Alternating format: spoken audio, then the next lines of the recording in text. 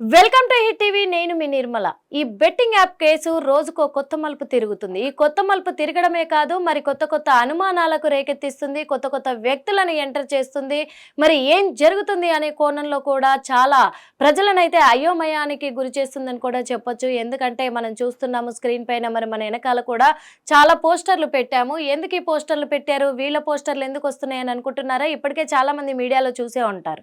ఏంటి అంటే కూడా మరి బెట్టింగ్ యాప్ ప్రమోట్ చేసిన వాళ్ళందరినీ కూడా వరుసగా ఒక్కొక్కరికి నోటీసులు అందజేస్తూ కూడా వాళ్ళందరినీ పోలీసుల విచారణ కోసం పిలుస్తూ ఉన్నారు. కొంతమంది అయితే మరి పోలీసుల ముందు హాజరవుతున్నారు. కొంతమంది ఎవరో కాదు, ఇద్దరే అయ్యారు ఇప్పటి వరకు, విష్ణుప్రియ అండ్ రీతు చౌదరి. విష్ణుప్రియ నుంచి చాలా ఆధారాలు సేకరించారు పోలీసులు. అయితే మరి ఆమె బ్యాంక్ స్టేట్మెంట్ కూడా తీయడం జరిగింది. విష్ణుప్రియ కూడా పోలీసుల ముందు ఒప్పుకోవడం కూడా జరిగింది. నిజమే, నేను చేశాను, యాడ్స్ చేశాను, దాదాపు 15 యాడ్స్ వరకు నేను చేశాను అని చెప్పేసి కూడా చెప్పడం జరిగింది. తన దగ్గర ఆ 17 వీడియోలకు అంటే యాడ్స్ కి సంబంధించిన వీడియోలు కూడా పోలీసులు సేకరించడం కూడా జరిగింది. అంతేకాదు ఆ 15 వీడియోలు చేసినందుకు గాను ఆమెకు వచ్చే అమౌంట్ కూడా, లావాదేవీలు ఏ బ్యాంకు నుంచి ఏ బ్యాంకు వరకు ట్రాన్స్లేషన్ అయినాయి, ఎలా వచ్చినాయి, అసలు ఆమెకు అమౌంట్ ఏ యాడ్కి ఎంత ఇచ్చారంటే ఒక యాడ్కు దాదాపు 70-80 లక్షల వరకు, వేలల్లో లక్షలలో తీసుకున్నట్టుగా కూడా ట్రాన్స్లేషన్స్ జరిగినట్టుగా పోలీసులు అయితే గుర్తించడం కూడా జరిగింది. అందుకు నిన్న దాదాపు 10 గంటల పాటు మరి విష్ణుప్రియను విచారిస్తూనే ఉన్నారు. తన ఫోన్ కూడా సీజ్ చేసి విచారించడం జరిగింది. ఆ తర్వాత రీతు చౌదరిని నిన్న సాయంత్రం తీసుకురావడం కూడా జరిగింది. మళ్ళీ పోలీసుల ముందు హాజరైంది. తను గురువారం రోజు సాయంత్రము రీతు చౌదరి పోలీసుల ముందు హాజరైనప్పుడు రీతు చౌదరి మాత్రము విచారణకు సహకరించలేదని పోలీసులు వెల్లడించారు. ఎందుకంటే నేను విష్ణుప్రియ చెప్తేనే నేను చేశాను, మరి విష్ణుప్రియ యాడ్స్ ఎలా చేయాలో కూడా నాకు ట్రైనింగ్ ఇచ్చింది, అందుకే నేను చేయాల్సి వచ్చింది అని చెప్పేసి కూడా రీతు చౌదరి పోలీసుల విచారణకు సహకరించలేదని చెప్పేసి ఆ ఒక్క మాట మాకు చెప్పింది అని చెప్పేసి పోలీసులు కూడా వెల్లడించడం జరిగింది. మరి అదే కోణంలో రీతు చౌదరి ఫోన్ ను కూడా సీజ్ చేయడం జరిగింది. దాదాపు 11 నుంచి 25 మంది వరకు కూడా సంఖ్య పెరిగింది. బెట్టింగ్ యాప్ లో ఎంతమంది నేరస్తులు, ఎంతమంది కూడా మరి బెట్టింగ్ యాప్ ను ప్రమోట్ చేశారు అనే దాని మీద కూడా చర్చలు జరుగుతూనే ఉన్నాయి. పోలీసులు ఎంక్వైరీ మొదలు పెడుతూనే ఉన్నారు. మియాపూర్ పోలీస్ స్టేషన్ లో కేసు నమోదు కావడం జరిగింది. హీరోయిన్ల మీద వాళ్ళు ఎవరెవరు అనేది కూడా మనం చెప్పుకున్నాము. మరి ఇక్కడ చూసుకున్నట్లయితే పంజాగుట్టలో సోషల్ మీడియా యూట్యూబర్స్ అలాగే మరి టీవీ యాంకర్ల మీద కేసు నమోదు అవ్వగా మరి ఈ కేసు ఇప్పుడు చాలా మందిని చాలా అనుమానాలు రేకెత్తిస్తుంది. ఎందుకంటే మరి సుమా కూడా కొన్ని ల్యాండ్స్ మీద ప్రమోట్ చేసింది. కొన్ని యాంకర్ సుమ తెలియంది ఎవ్వరు లేరు, సుమక్క అంటూ ఉంటారు. మరి యాంకర్ సుమ కూడా ఎన్నో యాడ్స్ అంటే ఆ ప్లాట్ల పైన కూడా తను చేయడం జరిగింది. మరి ప్రమోట్ చేసింది కదా, ప్రమోట్ చేసిన వీడియోలని ఆధారంగా తీసుకొని మేము ఈ జెన్యూన్ అయి ఉంటాయి, సుమా తను ప్రమోట్ చేసిందంటే అక్కడ ఎలాంటి ఫ్రాడ్ ఉండదని జనాలు నమ్మి, ఆమె మీద అభిమానంతో నమ్మి మరి చాలా మంది పెట్టుబడులు పెట్టి కూడా ల్యాండ్స్ కొన్నారు. అవి కొన్న తర్వాత కానీ, డబ్బు కట్టిన తర్వాత కానీ ఆ ల్యాండ్స్ ఫేక్ అని చెప్పేసి కూడా మనకు గతంలో ఒక కేసు కూడా రావడం జరిగింది. అప్పుడు చాలా వార్తలు వచ్చాయి, చాలా మంది కూడా చెప్పడం జరిగింది మీడియా ముఖంగా కూడా. వాళ్ళు కొన్న ల్యాండ్ పేపర్లతో సహా వాళ్ళు ప్రూఫ్స్ చూపించడం కూడా జరిగింది. అంటే ఇదంతా సుమ యాడ్ చేయడం వల్లే, ఈ యాడ్ ప్రమోషన్ చేయడం వల్లే మేము కొన్నాము, కానీ ఇలాంటి ఫ్రాడ్వి కూడా తను చేస్తుంది డబ్బుల కోసం అని చెప్పేసి మేము నష్టపోతే కానీ మాకు తెలియలేదు అని చాలా మంది కూడా చెప్పడం జరిగింది అప్పట్లో. అందుకు మరి ఆమె చేసిన యాడ్, ఆ ఫ్రాడ్ ఆ ల్యాండ్స్ విషయంలో సుమానే చేసింది యాడ్స్, తన మీద ఎందుకు యాక్షన్ తీసుకోలేదు అప్పుడు, ఇప్పుడు ఎందుకు వీళ్ళందరి మీద యాక్షన్ తీసుకుంటున్నారు అని కూడా చాలా మంది ప్రశ్నిస్తున్నారు. అంతేకాదు మరి ఇక్కడ బాలయ్య బాబుది చూస్తున్నాం మనం. బాలయ్య బాబు కూడా ఇగో fun88.com అనే ఒక యాప్ మీద తను చేయడం కూడా ప్రమోట్ చేయడం జరిగింది. ఆ యాప్ని మరి ఆ యాప్ని అన్స్టాపబుల్ అనే ఒక ప్రోగ్రాం ద్వారా ఈ యాప్ని తను ప్రమోట్ చేసినప్పుడు అది డబ్బుల కోసమే కదా, మరి ప్రమోట్ చేసినప్పుడు అంత పెద్ద హీరో అయ్యుండి తనకు కూడా ఏ తప్పు తెలియకుండానే, అంటే ఏది ఆలోచించకుండానే తను ప్రమోట్ చేశాడా?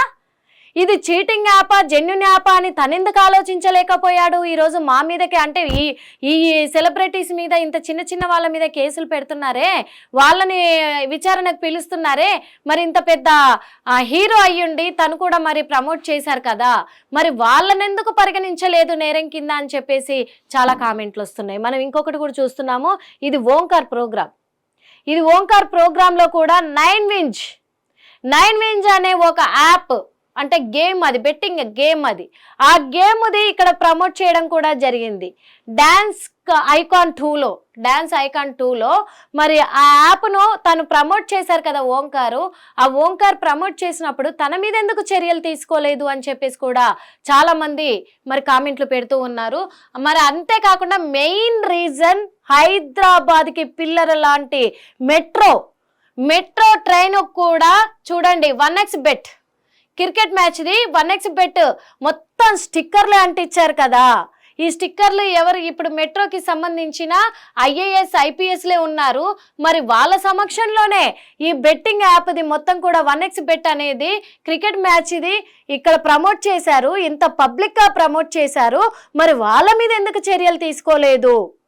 వీళ్ళపైన ఎందుకు చర్యలు తీసుకుంటున్నారు? ఇక్కడ మేము బెట్టింగ్లో డబ్బులు పెట్టారు, మోసపోయారు, ఆత్మహత్యలు చేసుకున్నారు, కుటుంబాలు ఇదైపోయినాయి అని చెప్పేసి ఈ చిన్న చిన్న యూట్యూబర్లు, యాంకర్లు వీళ్ళు చేసిన ప్రమోషన్కి వాళ్ళను నోటీసులు ఇచ్చేసి కేసు ఫైల్ చేసేసి వాళ్ళను హాజరు కావాలని చెప్పేసి మీరు వాళ్ళని విచారణ కొనసాగిస్తూ ఉన్నారు. మరి వీళ్ళందరిని ఏం చేస్తారు? వీళ్ళ మీద చర్యలు తీసుకోరా అని చెప్పేసి ఒక పక్క మరి వీళ్ళు అంటే పబ్లిక్ అడుగుతూ ఉంటే, ఇంకో పక్క రామ్ గోపాల్ వర్మ ఈరోజు స్పందించడం కూడా జరిగింది బెట్టింగ్ యాప్ పైన.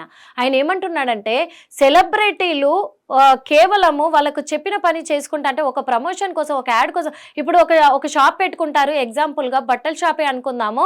ఈ బట్టల షాప్లో ఈ షర్ట్ బ్రాండ్ చాలా క్వాలిటీ ఉందని చెప్పేసి మాకు యాడ్ చేయాలి అని వస్తారు. అలాంటప్పుడు ఒక సెలబ్రిటీని ఎంచుకుంటారు కదా, ఎంచుకున్నప్పుడు వాళ్ళు అదేం ప్రమోట్ చేయగలుగుతారు, కానీ అది దేంతోటి ఏ దారంతో తయారు చేస్తున్నారు, ఎక్కడి నుంచి తయారు చేస్తున్నారు, ఇది నాణ్యమైన దారమా లేకపోతే ఇది డూప్లికేట్ దారమా అని చెప్పేసి ప్రమోట్ చేయడానికి వచ్చిన యాంకర్ కావచ్చు, సెలబ్రిటీ ఎవరైనా సరే వాళ్ళ అన్నీ కూడా ఎంక్వైరీ చేసుకోరు కదా. అలాంటప్పుడు వీళ్ళది తప్పు ఎలా అవుతుంది?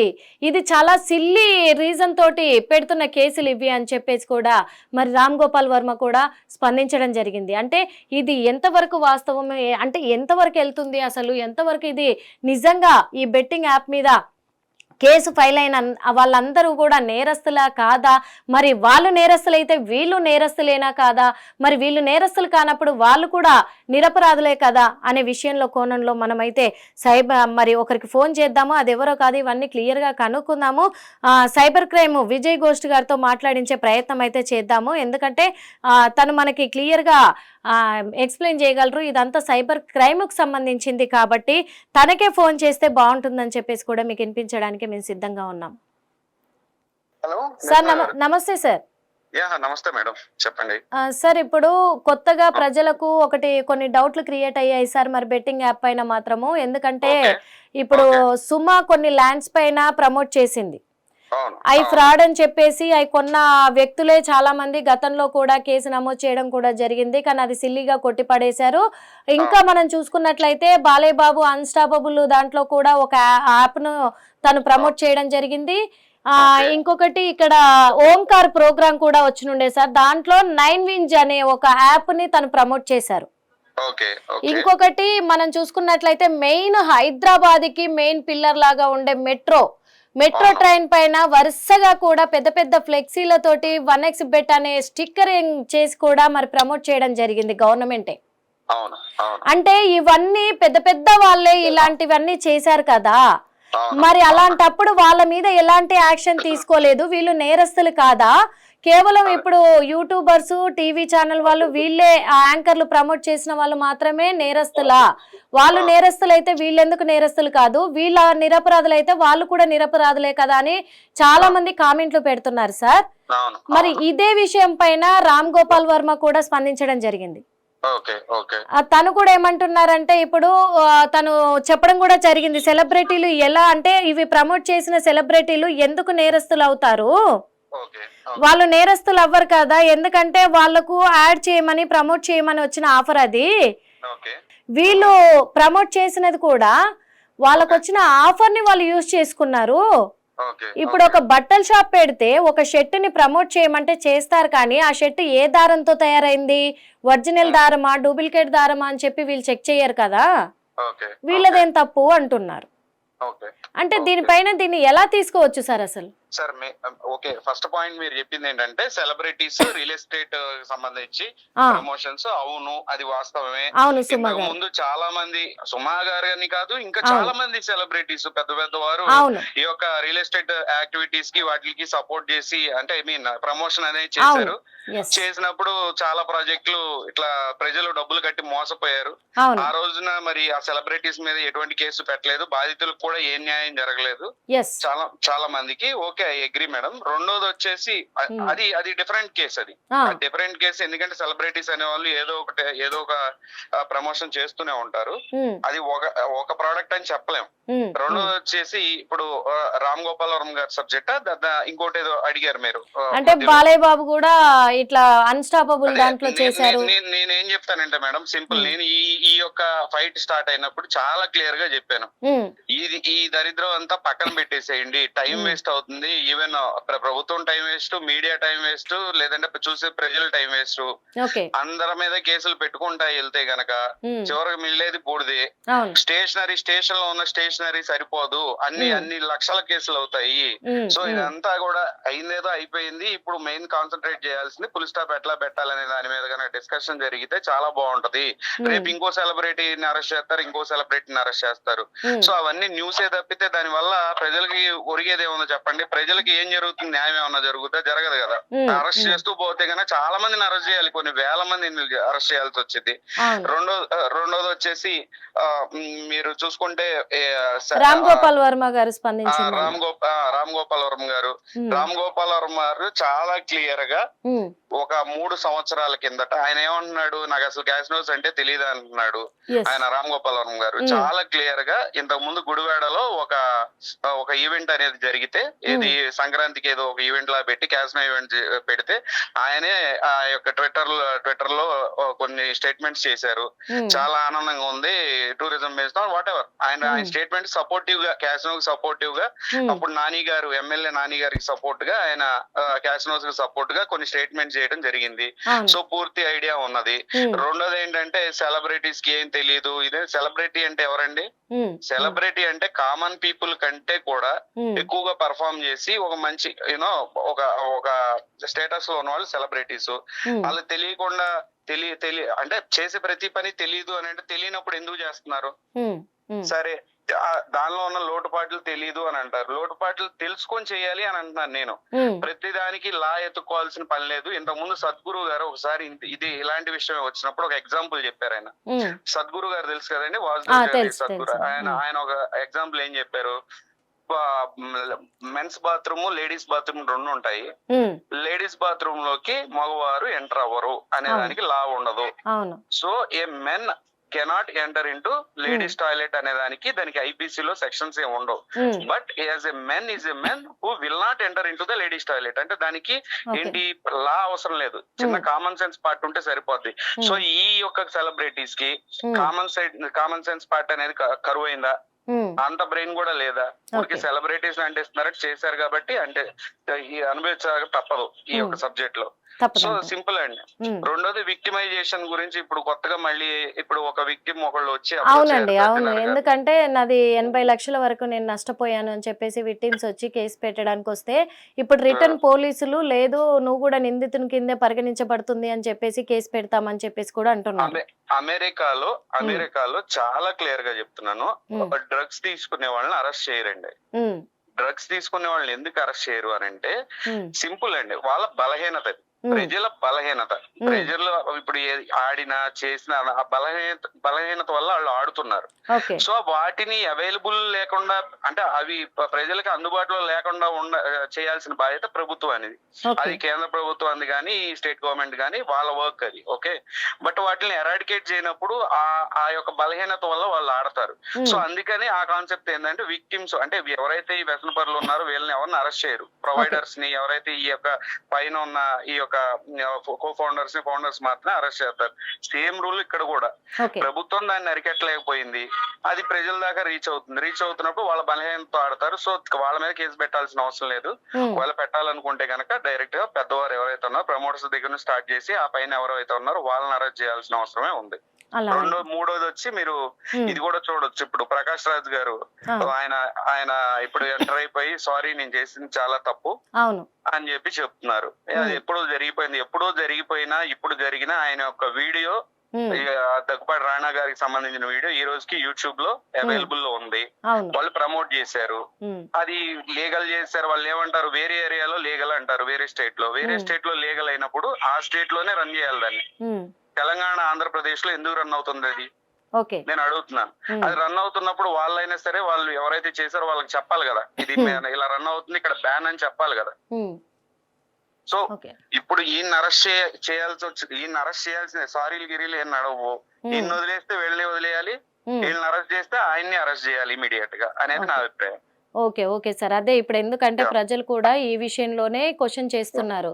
ఇప్పుడు పెద్దవాళ్ళు అని చెప్పేసి పెద్దవాళ్ళని వదిలేసి చిన్న వాళ్ళ మీదే యాక్షన్ తీసుకుంటారా, లేకపోతే ఈ చిన్న వాళ్ళని కూడా వదిలే ప్రసక్తి ఉందా? వాళ్ళ మాటకు విలువనిచ్చి అంటే పెద్దవాళ్ళు వాళ్ళు రిక్వెస్ట్ చేసుకుంటారు కదా, ఈ కేసు పైన వాళ్ళ ఫ్యూచర్ ని ఖరాబ్ చేసుకోరు కదా, జైలుకి వెళ్ళి అంత దాకా తెచ్చుకోరు కదా అని చెప్పేసి అంటున్నారు. చాలా సింపుల్ మేడం, అరెస్ట్ చేస్తుంది ఎవరు? అసలు ప్రాబ్లం దేని గురించి? బెట్టింగ్ గురించి. అరెస్ట్ అవుతున్న వాళ్ళు ఎవరు? మన భారతీయులే కదా. ఎవరు ఈ యొక్క ప్రమోటర్లైనా ఎవరైనా వాళ్ళు చేసిన తప్పైనా మన వాళ్లే. ఓకే, విక్టిమ్స్ ఎవరైతే ఉన్నారో ఆడిన వాళ్ళు మన వాళ్లే. ఓకే, అసలు ఈ గేమ్ రన్ చేస్తుంది ఎవరు? ఫారినర్స్. ఈ గేమ్ లో ఇన్వెస్టర్స్ ఎవరు? బయట వాళ్ళు, బయట దేశ వ్యక్తులు ఉన్నారు, వాళ్ళని అరెస్ట్ చేయలేరు.